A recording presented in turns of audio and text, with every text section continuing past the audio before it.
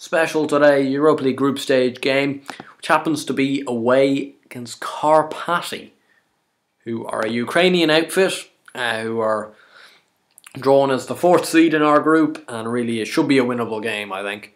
Although, with the form we're in, I wouldn't be surprised by anything. Once again, we've lived up to our expectations of a shit start to the season. I suppose in the last episode I kind of glossed over the fact that we ballsed up a 2-0 lead. I was kind of talking about other things, so I was kind of digressing, and sorry about that if I wasn't really paying attention. As you can see though from the fixtures, it's not looking too rosy, is it? That was the last game. You guys saw the opening day draw with Liverpool, 2-0 up. But then drew 2-2. Origi and Lucas scoring for them. Followed that up, it was a 2-2 draw away at Derby. Again, 2-0 up. Chris Benteke and Roberto Pereira again scoring. Sam Vokes and Mason Bennett though made it 2-2. Very disappointing. Can't be dropping points away at Derby really. Drew 2-2 at home to Newcastle. Benteke opened the scoring, Cabella and Krejci made it 2-1 to Newcastle, and then Pereira dragged it back. Another 2-2 draw though. Then lost 2-0 away at Hull, very poor result. Tom Ince and Coley Woodrow with the goals. Again, very poor defensively. We lost 1-0 in our first Europa League game. I'll take you through just quickly our Europa League group. It's Sporting Lisbon over in Portugal. Besiktas, ourselves and Karpaty, and that was actually how it came out. So they were the first seed, second seed, third seed, fourth seed. We're the third seed because we had some previous experience. We were in the Europa League like around 5-6 years ago under Martin O'Neill. Haven't been in there since, so I suppose we've got a little bit of history, but not too much. But anyway, we lost 1-0 at home to Sporting Lisbon, a very poor result. Andre Carrillo with the only goal of the game, the 27th minute, coming from a corner. Drew 1-1 at home to Southampton, which wasn't a bad result, I suppose. Nathan picked up a pretty bad injury. Grealish scored to give us the lead after 7 minutes, but Nicolas Castillo equalised in the 36th, again throwing away a lead. Managed to finally win a game, but it was in the Capital One Cup third round against, I suppose, slight rivals West Brom. James Wilson, the Man U boy, he's now at West Brom. He went there on a free transfer, which is probably a decent enough deal for them. He's opened the scoring, but Pereira equalised. Went into extra time, and Bonazzoli scored in the 105th minute to give us the win there. And then we screwed up another lead against Everton away from home to lose 3-2. We were 1-0 down through Jorginho Wijnaldum scoring for Everton, but Benteke and Moi Gomez have made it 2-1 to ourselves. But Matos scored a brace, both from corners. What else do you have to expect on this year's Football Manager, unfortunately? Which leaves us in 17th place in the league. Again, we come to this October update without a win under our belt. 6 games, 4 draws, 2 defeats, which means we're just about clinging on outside the relegation spots. And it hasn't even been that tough a start, though. Like, we've got Forest and Wigan coming up, I suppose, but then Man U. Yeah, we don't actually have a bad run of fixtures. I suppose we'll hit a bad run at some stage. Yeah, we've got Chelsea, Arsenal, Liverpool just before Christmas. Got Spurs and City together at another stage as well. Obviously, though, with these poor performances, the squad performances haven't been very good. Benteke and Pereira both have 4 goals each. Grealish, Gomez and Bonazzoli have 1 each. Top assists, Pereira with 2, Benteke with 2, Grealish has got 2, Bonazzoli and Nathan with 1. Top average rating, Pereira, Cleverly, Gil Romero and Balanta. And Santon, sorry, are at the top 5. So we'll head into today's fixture. Hopefully we can pick up a win today. For our own sake in the Europa League, we better pick up a win. Got Timo Horn and nets back for Santon, Balanta, Correa and Peruzzi. Gil Romero and Cleverly, Pereira, Moi Gomez, Grealish and Benteke. So we might as well just head on into this game. Benteke's been decent enough, 4 goals, 2 assists in 8 games, isn't too bad. He's been much better than our other strikers.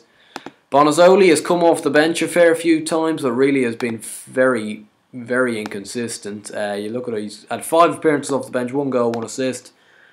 But he hasn't really done much. Lucas Boye, he hadn't played too many times, and then a few weeks ago he got injured for around 2 months, so he's not going to be featuring for another month or so, which is disappointing because I was looking to use him because he was improving well in training, but unfortunately that will, of course, going to go downwards now because of the injury, which isn't, you don't like to see that, especially to a young guy who's trying to make it.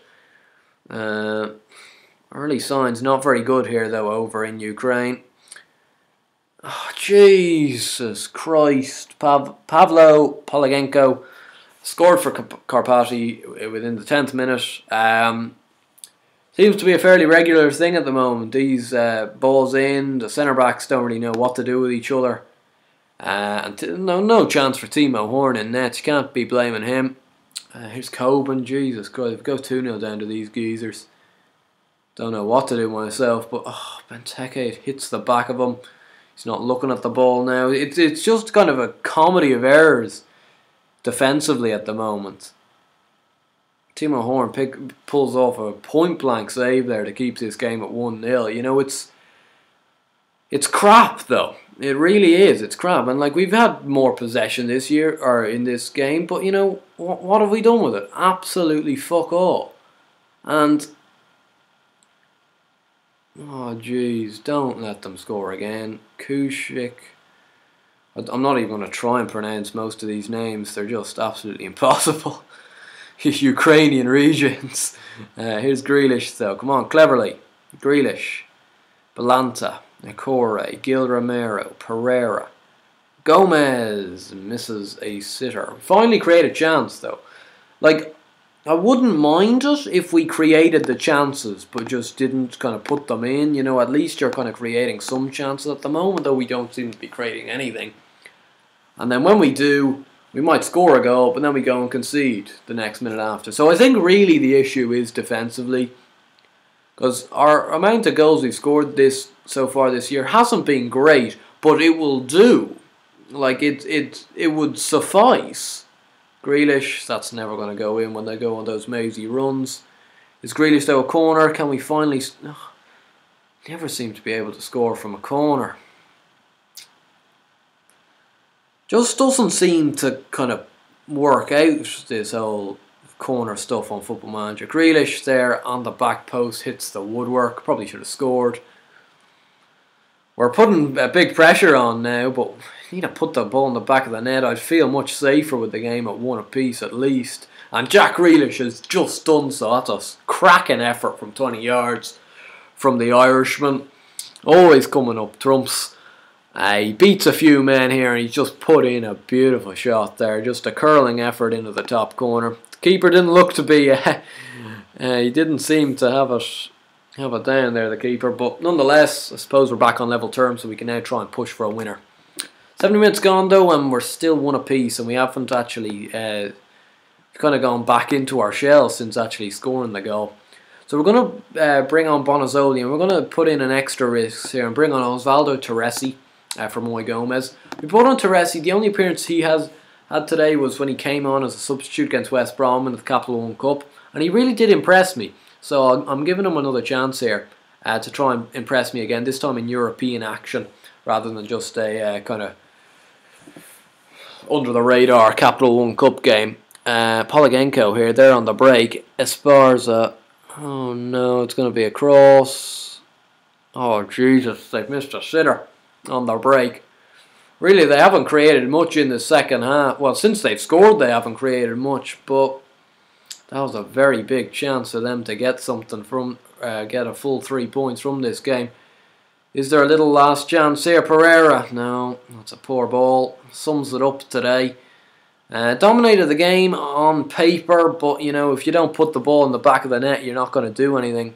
You're not going to win games. That was the story of today's fixture. You know, we're going to come away with a 1-1 draw because we only managed to find the net once, you know, and that's not really good enough. Teresi now gets dispossessed far too easily there. It's probably a step too far to be bringing him in games like these, tough games. It's another disappointing result, to say the least, though. You know, only a point. We're really making the chances of qualifying from this group much harder than they probably need to be. which is disappointing to say the least. Given 80k for a draw, yippee.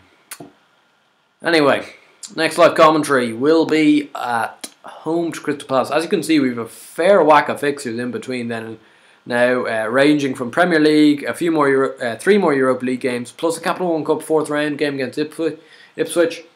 So anyway, if you enjoyed this video, please do give it a like and subscribe to the channel. I'll see you guys later.